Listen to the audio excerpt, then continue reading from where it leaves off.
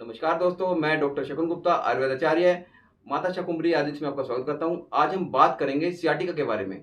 Sciatica क्या होती है, सियाटिका पेन क्या होती है। परंतु उससे पहले हम जानते हैं कि सियाटिक नर्व क्या होती है। सियाटिक नर्व बॉडी की सबसे लंबी नर्व है जो रीढ़ की हड्डी के मनकों के बीच से निकलती है और मनकों से निकलकर ये फिर कुल्ले में और टांग के पिछले हिस्से में और टांग के पिछले हिस्से से होती हुई पैर तक जाती है। तो ये नर्व उस पार्ट की सारी सेंसेशन को कंट्रोल करती है। उस पार्ट में हम कोई टच करते हैं तो उसका पता लगता है और ये उस पार्ट की सारी मोटर एक्टिविटीज को भी कंट्रोल करती है। मतलब जब उस पार्ट का हम कोई भी फंक्शनिंग कर रहे हैं, उस पार्ट को चला रहे हैं, उस पार्ट से कोई भी काम कर रहे हैं, खड़े हो रहे हैं, तो ये नर्व भी उस पार्ट के काम को करती है। जब कभी इस नर्व का कंप्रेशन हो जाए या नर्व दब जाए तो एक तो कमर में दर्द महसूस करते हैं और उस टांग के पिछले हिस्से में जहां जहां नर्व जाती है वहां वहां पे पेन की जो तरंगे रेडिएट करती हैं, तो इसी को सियाटिका पेन बोलते हैं। तो अब हम जानते हैं इसके कारणों के बारे में। तो सबसे जो पहला कारण है वो है डिस्क हर्निएशन या डिस्क का प्रोलैप्स होना या स्लिप डिस्क होना।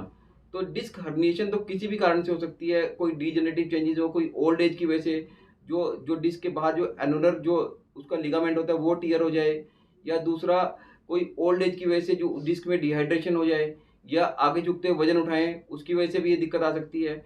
तो डिस्क में हर्निएशन होना, डिस्क जब हर्निएट हो जाती है, डिस्क जब स्लिप हो जाती है, प्रोलैप्स हो जाती है, तो उसकी वजह से क्या होता है कि ये डिस्क जो है उस नर्व को कंप्रेस करती है।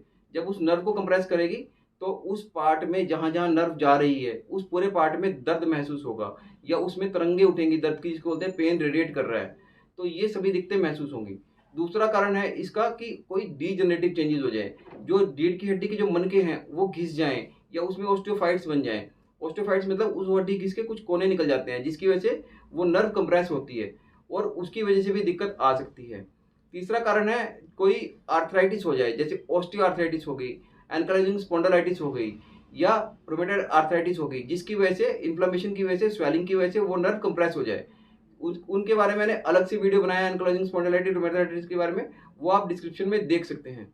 चौथा कारण है मस्कुलर स्पाज्म की वजह से, जो रीढ़ की हड्डी से मसल्स निकलते हैं या जिस पार्ट से जो सियाटिक नर्व निकल रही है उस नर्व के मसल्स में कहीं ना कहीं कोई स्टिफनेस आ जाए, कोई स्पाज्म हो जाए, कोई मसल्स में अकड़ाहट आ जाए, उसकी वजह से वो मसल्स उस नर्व को दबा दें, तो उसकी वजह से भी इस नर्व का कंप्रेशन हो जाता है, जिसकी वजह से दर्द महसूस कर सकते हैं।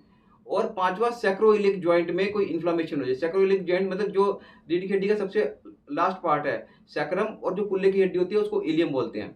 इन दोनों में जहां रीढ़ की हड्डी का सैक्रम और इलियम जुड़ता है, इसको जो जॉइंट होता है उसको सैक्रोइलियम जॉइंट बोलते हैं। जो सैक्रोइलिक जॉइंट में कहीं ना कहीं कोई स्वेलिंग आ जाए और कोई इन्फ्लामेशन हो जाए तो उसकी वजह से भी इस नर्व पे कंप्रेशन होता है, जिसकी वजह से दिक्कत आती है या दर्द महसूस कर सकते हैं। और जो सबसे महत्वपूर्ण कारण है वो है वात प्रकोप आहार विहार।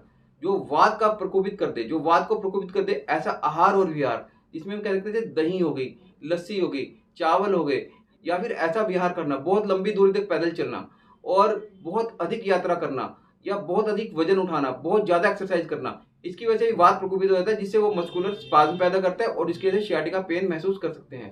तो ये था सभी इसके कारणों के बारे में। तो अब हम बात करते हैं इसके सिम्टम्स के बारे में। तो हमारे पास बहुत सारे पेशेंट्स आते हैं जो कहते हैं डॉक्टर साहब हमारी जो कमर में दर्द हो रहा है और वो दर्द जो कुल्ले में जा रहा है, कुल्ले से लेकर नीचे जो टांग है, टांग के पिछले हिस्से में भी निकल रहा है और कई बार पैर में निकल रहा है। तो ये सारे सिम्टम जो है सियाटिका के हैं। कुल्ले में दर्द होता है, कमर में दर्द होता है, जो जो कमर का दर्द वो कुल्ले में रेडिएट करेगा और टांग के पिछले हिस्से में रेडिएट करेगा और कई बार पैर तक भी जाएगा। बहुत सारे पेशेंट बताते हैं कि पैर में सुनपन हो गया, पैर वजन नहीं ले पा रहा है, जिसको फुट ड्रॉप बोलते हैं। और बहुत सारे पेशेंट ऐसे बताते हैं कि डॉक्टर साहब आगे झुकने से दर्द बढ़ जाता है, या वजन उठाएं तो जो कमर में दर्द होता है और टांग में रेडिएशन निकल रही है दर्द की वो बढ़ जाती है। तो ये सारे इसके सिम्टम्स हैं। और इसमें सबसे बड़ी बात, सुनपन भी हो सकता है, टिंगलिंग सेंसेशन भी हो सकती है। सुनपन का मतलब है कि टांग में सुनपन हो जाए, और टिंगलिंग सेंसेशन यानी सुइयों के चुभने जैसी पीड़ा महसूस दे, ऐसा लगता है कि सुइयां चुभ रही हैं या कोई कीड़ी चल रही है, इस टाइप की दिक्कत महसूस दे सकती है। और अब हम बात करते हैं इसके डायग्नोज के बारे में। डायग्नोज कैसे करें? डायग्नोज तो इसका जब पेशेंट आता है वो सिम्टम्स आता है कि डॉक्टर साहब मेरी कमर में दर्द हो रहा है और रेडिएट कर रहा है नीचे की तरफ, तो उसी से पता लग जाता है कि सियाटिका पेन हो सकती है। दूसरा, इसमें पेशेंट को लिटा के उसका एसएलआर करते हैं। SLR means straight leg raising test, मतलब उसको उठा के उसकी एक टांग को 45 डिग्री तक उठाते हैं ऊपर। अगर उसकी टांग बिल्कुल उठ जाती है ऊपर तक और कोई पेन महसूस नहीं होता तो मतलब सियाटिका के चांसेस बहुत कम है। परंतु अगर उसको टांग को उठाने में दर्द होता है तो दैट मीन्स एसएलआर पॉजिटिव है, उसको सियाटिका की प्रॉब्लम है। अगर उसको उसमें दर्द नहीं हो रहा तो उसके जो फुट को पीछे की ओर मूव करेंगे, जिसको डोर्सी फ्लेक्शन ऑफ फुट बोलते हैं, पीछे की ओर उसके फुट को मोड़ेंगे तो उसको बहुत ज्यादा दर्द होगा पूरी जहां सियाटिक नर्व की जो सप्लाई है उस पूरे पार्ट में, मतलब टांग में और कुल्ले में और बिल्कुल फुट तक उसको पेन होगा। तो अगर उसको पेन महसूस देगा तो दैट मीन सियाटिका पेन है। और इसमें हम एक्सरे और एमआरआई भी करा सकते हैं, जिसमें क्लियर हो जाता है कि इसको सियाटिका पेन है, सियाटिक नर्व कहीं ना कहीं कंप्रेस कर रही है। तो हम बात करते हैं सियाटिका पेन को ठीक कैसे करें। तो उसके लिए मैं आपको 4 स्टेप्स बताऊंगा। अगर उन 4 स्टेप को रिलीजियसली फॉलो करते हैं तो बहुत सारे हमारे पास पेशेंट आते हैं जिनको हम बिल्कुल इन स्टेप्स के आधार पर ठीक करते हैं, और बहुत सारे पेशेंट ठीक होते हैं, उनको दोबारा दिक्कत नहीं होती।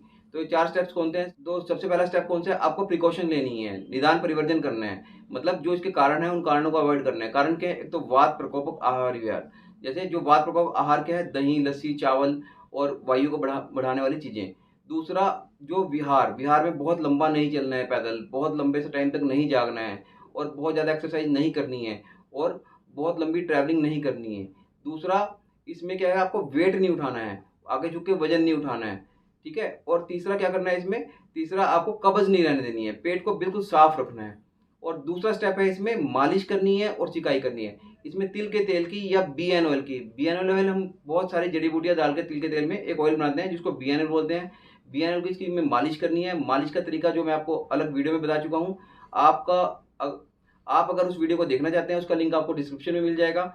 उस तेल से जो मैंने तरीका बताया उस तरीके से मालिश करनी है। और दूसरा, और मालिश करने के बाद सिकाई करनी है, उसकी गर्म पानी की बोतल लेके सिकाई करनी है। तीसरे स्टेप में आपको योगासन और प्राणायाम करने हैं। योगासन में कौन कौन से आसन करने हैं? इसमें जो फॉरवर्ड बेंडिंग वाले आसन बिल्कुल नहीं करने हैं, इसमें बैकवर्ड बेंडिंग वाले आसन करने हैं। जैसे एक तो भुजंग आसन, दूसरा शलभासन, तीसरा नौकासन जो पेट के बल लेट के नौकासन होता है, और चौथा मरकट आसन। और जो चौथा स्टेप है उसमें क्या करना है? चौथे स्टेप में इसमें आपको मेडिसिन लेनी है। मेडिसिन क्या लेनी है? या तो इसमें जो आप एक जो मेडिसिन बता रहा हूँ वो ले लीजिए, जिसमें है कि हार श्रृंगार के पत्ते और हार श्रृंगार के फूल। हार श्रृंगार के 10 पत्ते और 10 फूल, इनको 2 गिलास पानी यानी 400 ml पानी में बॉईल करना है। जब वो पानी आधा गिलास रह जाए यानी 100 ml रह जाए तो उसको छान के गुनगुना गर्म पीना है। इसको सुबह को खाली पेट और शाम को खाली पेट 2 टाइम पीना है। दूसरा, अगर आप ये नहीं कर सकते तो इसके लिए आपको बीएनजे पाउडर और बीएनजे सिरप, बीएनजे पाउडर की 1-1 चम्मच सुबह शाम, और बीएनजे सिरप के 2-2 चम्मच सुबह शाम गुनगुने गर्म पानी के साथ लेने हैं, और बीएन ऑयल की मालिश करनी है। मैं आपको डेफिनेटली बोलता हूँ अगर आप ये 4 स्टेप फॉलो करेंगे तो आपको डेफिनेटली रिलीफ मिलेगा। अब मैं आपको एक बार शॉर्ट में बताता हूँ कि इस समस्या को ठीक करने के लिए आपको क्या करना है। सबसे पहले इसमें प्रिकॉशन लेनी है। इसमें प्रिकॉशन मैंने आपको जो बताई वो प्रिकॉशन करनी है इसमें। दूसरा, इसमें आपको जो मालिश और सिकाई करनी है, मालिश और सिकाई प्रेफरेबली रात को सोते टाइम करनी है कि ताकि आपको पूरा रिलैक्स मिल जाए उस टाइम पे।